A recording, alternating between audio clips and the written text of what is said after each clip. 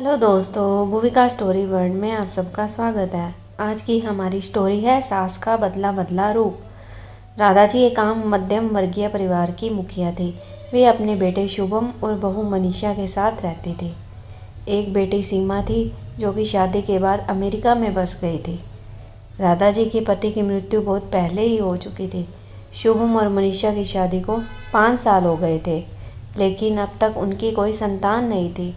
राधा जी की बहू मनीषा भी जॉब करती थी, जो कि राधा जी को बिल्कुल भी नहीं सुहाता था। वे जल्द से जल्द दादी बनना चाहती थी, लेकिन मनीषा और शुभम यह अच्छी तरह से जानते थे कि अभी मनीषा का जॉब करना कितना ज़रूरी था। राधा जी अपने बेटे शुभम से इस बारे में बात करती तो शुभम किसी न किसी बहाने से बात को टाल देता था। इसलिए वह मनीषा को ही परेशान करने के बहाने ढूंढती रहती थी ताकि वह अपनी जॉब छोड़ दे। और अभी कोरोना काल में तो मानो उनके मन की मुराद ही पूरी हो गई। हालांकि वे दिल की बुरी नहीं थी, लेकिन पोते की चाह में वे न चाहते हुए भी ऐसा कर जाती थी। अपनी हम उम्र सहेलियों को दादी बनते देखकर उनका मन दुखी हो जाता था। उस दिन भी घर में ऐसा ही कुछ हुआ। ऑफिस में काम की वजह से मनीषा देर तक सोती रही और राधा जी को अच्छा खासा मौका मिल गया। ये क्या बहू, अभी तक सो रही हो? पता है सुबह के 10 बज गए हैं। शुभम भी बेचारा कब से उठकर ऑफिस के काम पर लग गया है और तुम हो कि अभी तक सोई पड़ी हो। चलो अब उठकर सबके लिए चाय नाश्ता बना लो। मुझसे कुछ हो नहीं पाता है, वरना मैं तो तुम्हारे भरोसे कभी न रहती, खुद ही सब कर लेती। सॉरी माँ जी, वह देर रात तक काम चलता रहा, इसलिए सुबह सुबह ही सो पाई थी, इसलिए समय का पता ही नहीं चला। आप चलिए, मैं अभी जल्दी से आती हूँ। हाँ हाँ ठीक है, मेरा कुछ नहीं, पर शुभम को देख लो, उसे कुछ चाहिए तो नहीं? कब से उठा है बेचारा। हे भगवान, मुझे जल्दी से ठीक कर दे ताकि मैं ही अपने बेटे का ध्यान रख सकूं। राधा जी ने नाटकीय अंदाज में कहा। राधा जी ने अपनी बहू मनीषा को उठाते हुए कहा। मनीषा ने घड़ी देखी तो वाकई 10 बज गए थे। आज उसकी आंख कैसे नहीं खुली। वह जल्दी जल्दी अपने काम निपटाकर हॉल में आई तो शुभम अपने लैपटॉप के साथ ऑफिस के काम कर रहा था। उसने किचन में जाकर चाय नाश्ता बनाया और फिर रात के बर्तन साफ किए और झाड़ू पोछा करके नहाने चली गई। दरअसल कोरोना वायरस की बढ़ती बीमारी की वजह से शहर में पूरी तरह लॉकडाउन किया गया था, इसलिए काम वाली बाई भी नहीं आ रही थी। मनीषा खुद एक इंटरनेशनल कंपनी में काम करती थी। उसका ऑफिस टाइम निश्चित नहीं होता था। अधिकतर उसे रात में देर तक काम करना होता था।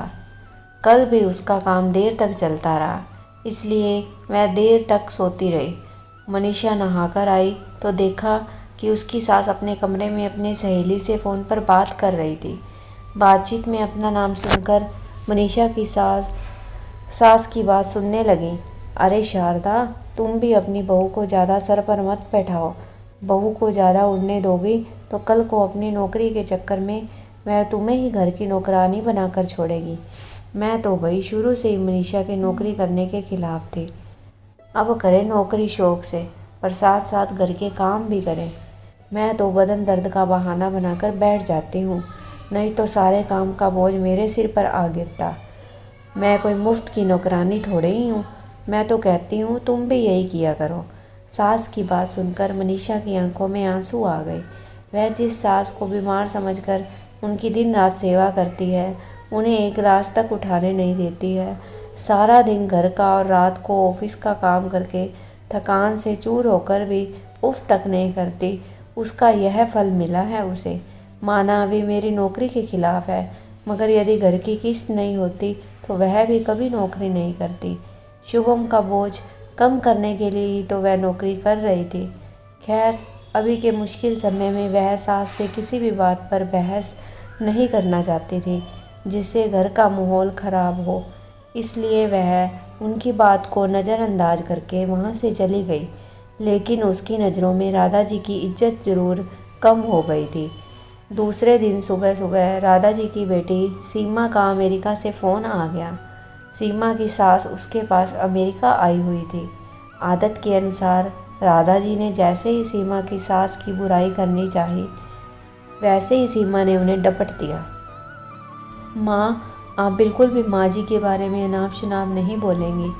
पता है आपके चक्कर में आकर मैंने उनके साथ कितना बुरा व्यवहार किया था, लेकिन आज मुझे उनकी कीमत पता चल गई है। तुम तो उनके यहाँ पर आने के कितने खिलाफ थी, मगर आज अगर वे यहाँ नहीं होती ना माँ, तो ना जाने हमारा क्या हाल होता। तुम्हें तो पता ही है कि मेरा नौकरी करना कितना ज़रूरी है। कोरोना ने यहाँ भी ऐसा कहर ढाया है कि घर से ही सब करना पड़ रहा है। किट्टू का बेबी केयर सेंटर भी बंद है। मैं और राजेश फुल टाइम बिजी रहते हैं। ऐसे में माँ जी ने अकेले ही किट्टू के साथ साथ पूरे घर का सारा काम संभाला हुआ है। मुझे कुछ भी नहीं करने देती है। अगर वे नहीं होती तो माँ हमारा क्या होता, यह सोचकर ही रोंगटे खड़े हो जाते हैं। सच में माँ, वे कोई साधारण महिला नहीं है, बल्कि मेरे लिए तो देवी के समान है। मेरे इतना अपमान करने के बावजूद। और सीमा रोने लगी। उसने फ़ोन कट कर दिया। सीमा की बात सुनकर राधा जी की भी आंखें भर आई। उन्हें अपनी भूल का एहसास हो गया था। मनीषा तो वाकई उनका कितना ख्याल रखती है। उनकी कड़वी से कड़वी बात का भी बुरा नहीं मानती है, उल्टे जवाब भी नहीं देती है। वाकई अभी का समय तो एक दूसरे को हौसला देने का है, सारे गिले शिकवे भुलाकर एक दूसरे की मदद करने का है। तो फिर वे स्वार्थ में कैसे अंधी हो गई थी, इतना कैसे गिर गई थी कि ऐसे मुश्किल समय में अपने ही परिवार की सहायता नहीं कर सकती। उन्होंने उसी समय मनीषा को बुलाकर उसके सिर पर प्यार से हाथ फेरते हुए कहा, मनीषा, आज से घर के कामों की आधी जिम्मेदारी मेरी रहेगी। मैंने आज तक तुम्हें जो भी कहा और किया उसके लिए सॉरी। चलो अब तुम जाकर आराम करो, खाना मैं बना लूँगी। इधर सास का बदला हुआ रूप देखकर मनीषा की आंखों में भी आंसू आ गए और अपनी सास के प्रति उसके मन में फिर से पहले वाला सम्मान वापस आ गया था। शायद हमारे जीवन में मुश्किल समय आता ही इसलिए है कि हमें एक दूसरे की अहमियत का पता चले। अपनी गलतियों का एहसास होने और आगे बढ़कर माफ़ी मांगने से वाकई इंसान छोटा नहीं बल्कि बहुत बड़ा हो जाता है, राधा जी की तरह। दोस्तों, मेरी ये कहानी आप सबको कैसी लगी कमेंट बॉक्स में कमेंट कीजिए और कहानी को लाइक एंड शेयर ज़रूर कीजिएगा और चैनल को सब्सक्राइब करना न भूलिएगा। Thank you.